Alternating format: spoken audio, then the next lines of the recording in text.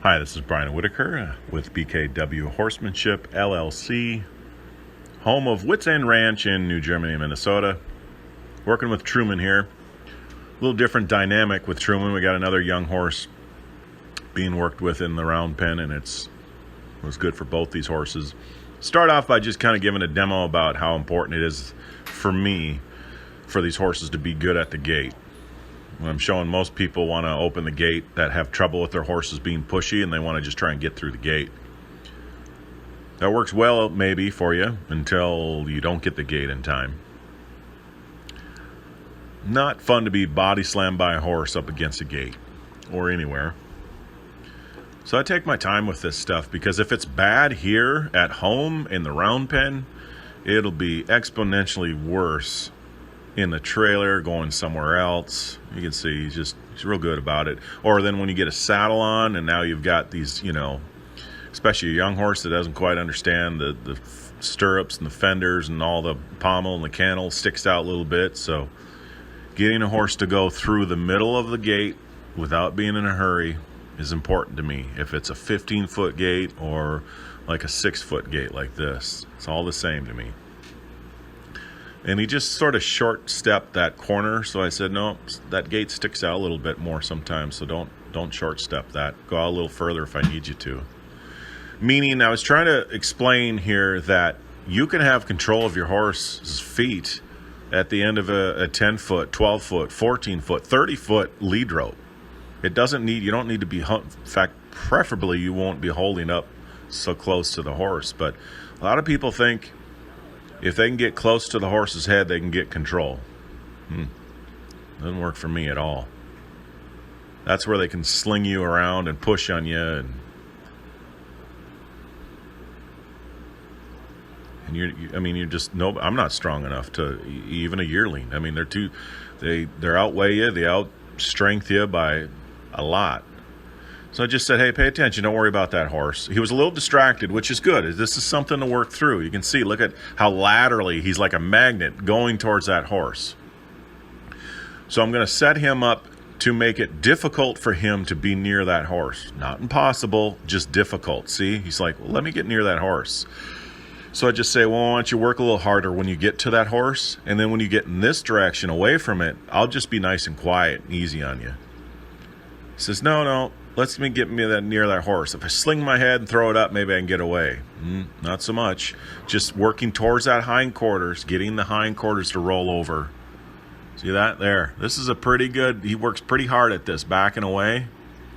I said, okay, that's the good spot. I'm going to make a little work for you here.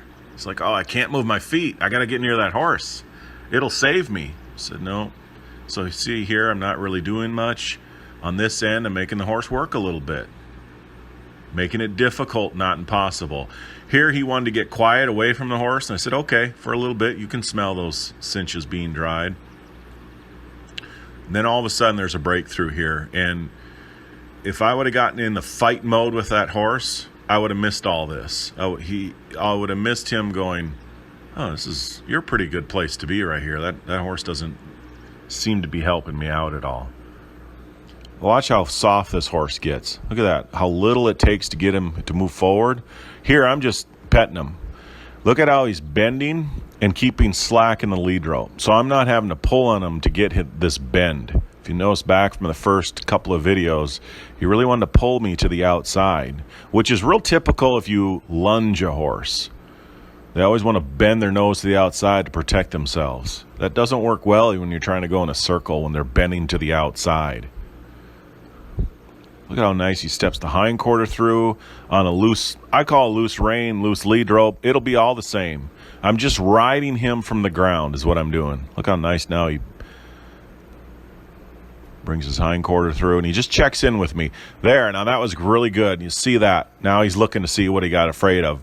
So I talk about the eyes, switching eyes, especially behind him a lot. He felt something. He saw something on that right eye behind him, and then it switched to his left eye. She's got a flag as well, and it makes some noise. And he's like, oh, what's that behind me? And you would think a horse like this that's generally pretty low-key, you wouldn't have to work on that. I do. I work on it a lot because I feel it's there where he needs some work with that, and I'll do an exercise here coming up that'll help with that. If you didn't quite see it, maybe rewind that a few times when you can see him kind of jump forward, and that's the worst part is if they got really afraid, they're going to jump forward on top of you. That's one reason why I don't always allow them to be so close to a horse like this. It's different when they, get older and have more experience, but keep a little bubble. And a lot of it, too, is just saying, hey, don't worry about what's going on over there. This is the peaceful spot right here with me. And you'll see him get like that. He's like, oh, yeah, this is a pretty good place to be. You see him almost get further, not afraid, but just like, yeah, this is a good spot right here. That doesn't mean he's afraid to go over there. Look how nice he backed away there. Now, the forward's not as good. You can see how he wants to lean back. Still got to work on that. To me, that's a horse that's pulling back. So I really wouldn't do a lot of tying yet with a horse like that till I work that out. He's been tied. I've tied him some. But I'm going to do a lot more work with lead forward now. When you feel pressure, lead forward.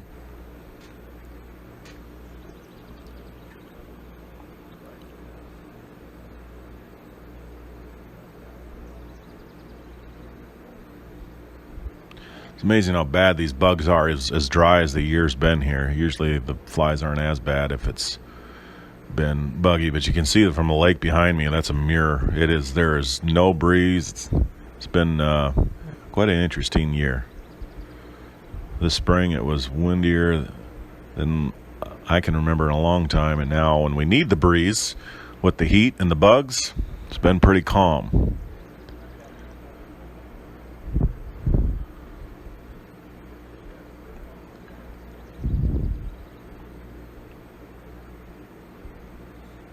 I'm just doing a little bit of demonstrating here.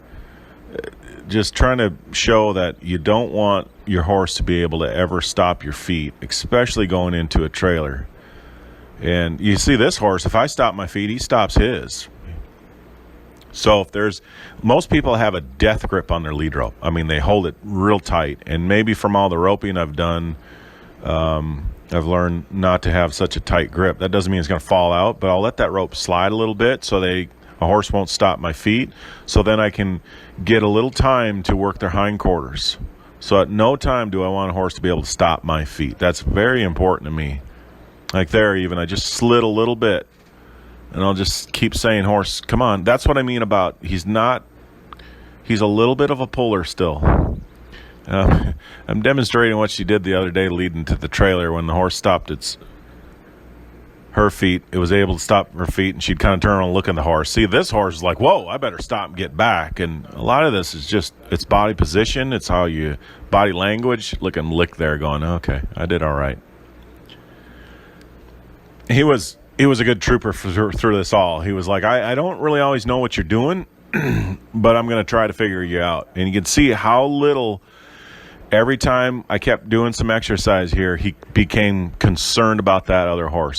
He basically really didn't have any concern for it. He's aware, and I don't mind if a horse, meets other horses, but when we got a job to do, pay attention here. We got something to do. See the other horse, she's kind of busy there. She's looking around. Be a good time to maybe work her feet a little bit. See Truman there, he's pretty focused on me because he's like, this is a pretty peaceful spot. And it's not a dominance thing. It's not a predator thing. I hear that a lot. If you act like a predator with your horse, you crouch down, look at the hindquarters, and it will come around. Well, all right, so here's what a predator is to a horse. It's something that's going to eat them. That's it. That's basically what it is. Well, I don't really want my horse to ever think I'm going to eat them. And the other thing, how does a horse react to a predator? Well, we all know fight or flight. That's the two obvious. There's a lot of other ones in my book, a lot more subtle. But fight or flight. I don't want my horse to fight me. I don't want my horse to kick me, rear at me, bite me, kick me. I definitely don't want that. I don't want my horse ever run off. To feel like if I get away from this guy, and that's a lot of times why a horse runs off when you're on their back or even on the ground, but when you're on their back, why they run off, they figure maybe I can get away from this. Maybe I can get away from this pain they're putting me through. Maybe I can get away from this situation they're putting me through, because that's what I've known. That's what for generations they have done to survive. So how do I tell my horse, okay, now I'm being a predator and I want you to move your hip around, but now I'm a nice guy and I just want you to lope on a loose rein? To me, it doesn't make sense, and a horse will try to figure it out in spite of it. But I also think it's completely overboard and unnecessary. And if that's the attitude of be the predator or be the boss, you're going to miss out on so many subtleties to the horse. And it'll become a very one-dimensional, closed mindset to working with horses. When you kind of open yourself up to realize all the little subtleties you can do, it'll become endless. It'll be something you chase, I think, the rest of your life to, if you keep working at it. That's where I'm at anyway, to see how little it takes to do something. That doesn't mean I let them get away with all this stuff. It's what can I just do to get my horse with me just by doing less? Just little things like that, just setting Truman back a little bit. I just wiggled that rope just a little bit. And, the more I've done this too, the more I realize, quality tack is real important. There's times where you just, you get what you pay for. And lead ropes and halters are not all the same. I'm not saying you can't get it done with other stuff, but these lead ropes that have a really good feel to them and the energy will travel up the lead rope and stop when you want it to. They have a good weight. And like I said before, there's no hardware between my lead rope and the halter because that kills what I'm sending up that lead rope. Just kind of showing that this isn't trying to make a winner out of your horse. And when I say, okay, go somewhere, act like you're going somewhere, I don't mean run off and leave them back there in the distance. Just get them with you.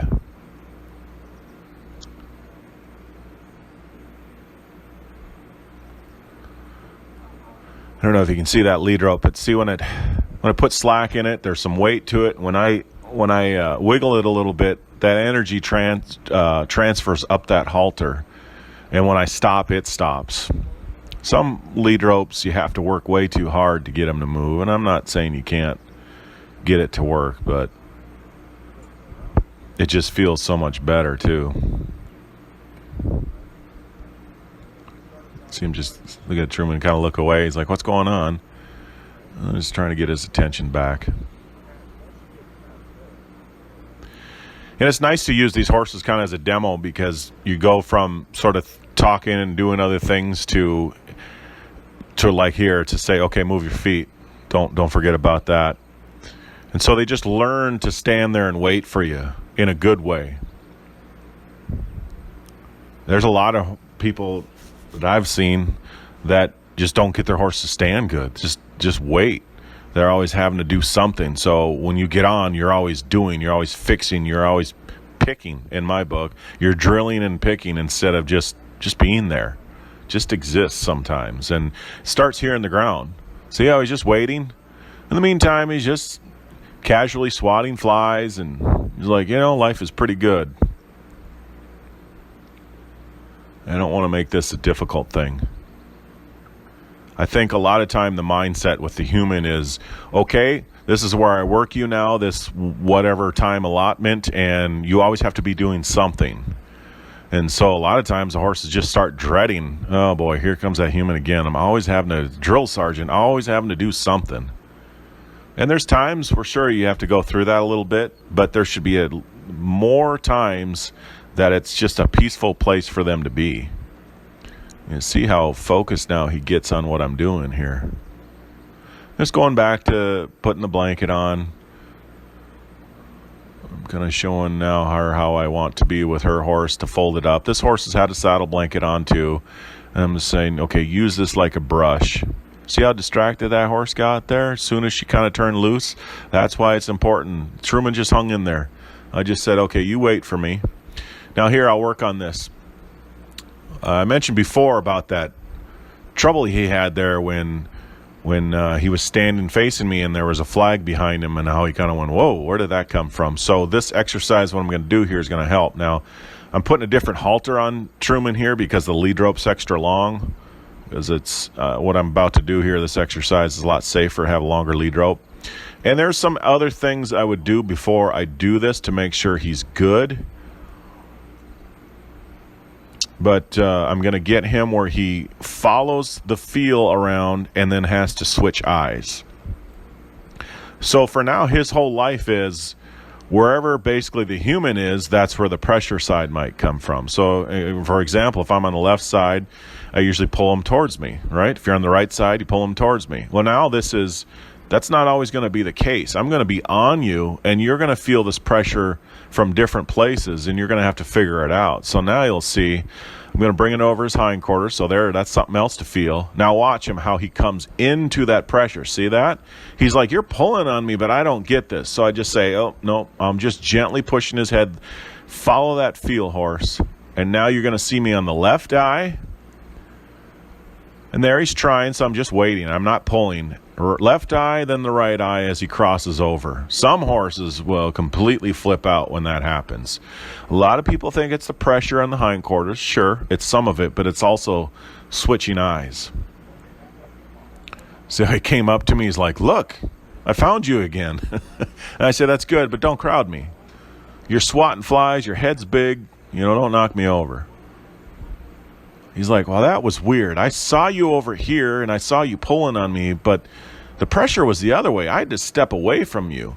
So this is teaching you. This is giving him another tool to figure out what I'm asking when I'm horseback, and also to feel the rope around him.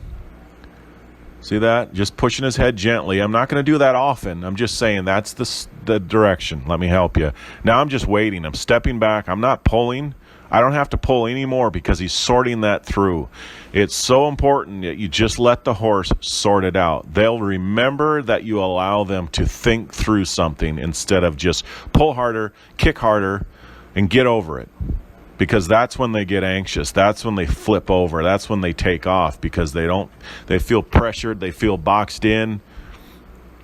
I just simply take the slack out of the lead rope and stand back. And if he got really lost, I would try to hang in there, but if he got scrambly lost, I would just simply let the lead rope go and start over, reset.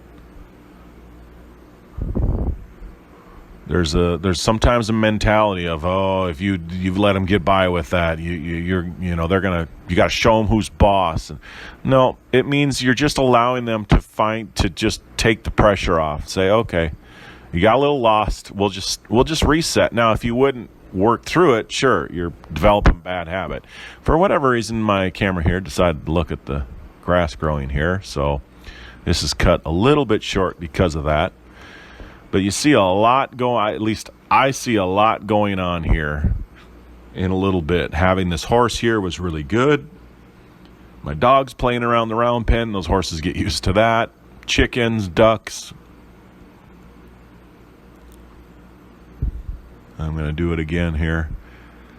See how he started coming into me? And if they do that, you have to just kind of block them with your other hand.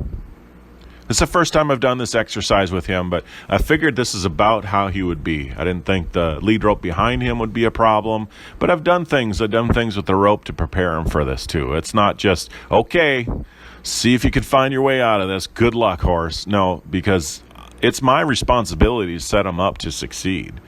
So if he's missing something, I take that as, oops, I didn't present that in a way that you would get that.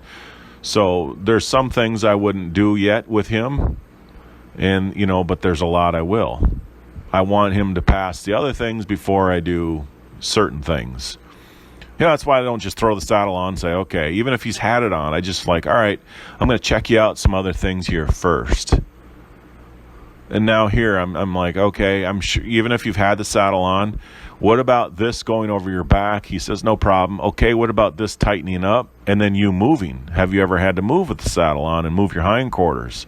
That wasn't a problem for him. But there's a lot more I'll do yet. But yet we're not very far off either from... I mean, you get a lot done in a short time without drilling on them. Now, this is the other direction. That worked out well. There happened to be a fly probably on that side, but hey, that's great. We'll take it. But I wouldn't expect him to figure that out that fast on switching sides. I would treat it like we're just starting all over. If you do this, first of all, you got to be very careful. And second of all, you got to block him from trying to go into you. See him trying to figure that out? There comes the head, so I just take the slack out, and I don't have to pull on him here. There, hindquarters, and then the front. That's the important part, too. I'm just saying, finish the front a little bit. There you go. And he's like, wow, that's kind of interesting. See him just check back with that horse, but it's not a big deal. I don't have to pull back on you and try real hard to get with that horse, because that horse isn't going to really help me. And this is actually, you try to make it interesting for him. That one was real good.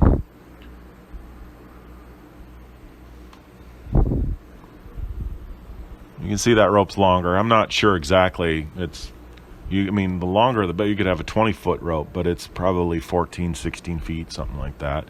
And you want the length so that they're just not able to step on you. See, and I'm just rubbing them underneath the belly like I'm going to pull a cinch up. Some horses don't even like that. If you can't get them to be good with that, I'm not sure the saddling's going to go that great. And even if it does, boy, out of nowhere, my horse just got cinchy. Well, probably not. Probably wasn't quite as prepared as you thought, and now this stuff is just coming to the surface. So I'm running my arm underneath. I'll do some other things with a rope. He'll have to wear a rope around his belly and go in a circle and get the hindquarters before I throw a saddle on him. But we're ready for that. That may or may not be in a video. I don't always... there's a few I just wasn't able to video, whatever, time constraints, or it didn't turn out, like it wants to look at the grass here, or I forgot the memory card, or usually it's pilot error. Some days, like I said, or if it's really windy, I won't set this camera up. I had it tip over once, and it ended up being fine, but I won't push my luck. I'm just saying, follow that feel around. I'm just throwing that up over them, and I'm making sure I'm not slapping them with it. But that's what a saddle, that's going to be like, at least like that. So can you handle that? Can you handle me throwing that lead rope? See how it doesn't really slap him? We're just doing the same thing on the other horse, passing with flying colors there too. She's a little bit sensitive about on her belly, that mare there. And so that's something we'll have to get through. See, that horse Truman's a little bit used to sort of finding his way out by putting his head down. And that's not going to help him here. It's about moving your feet, not putting your head down. Let's take the rope out, review on that. He's had this before, so has that other mare. And I'm just doing little things. I'm not ever slapping him. I'm just slapping myself, saying, are you used to that? Putting it on the other side. Sometimes that really can scare horses, seeing something on the other side of them. Again, switching eyes, switching from the left eye to the right eye. It gets pretty bad here with the camera. It starts fading away or looking down, so kind of cut out here. But thanks for watching.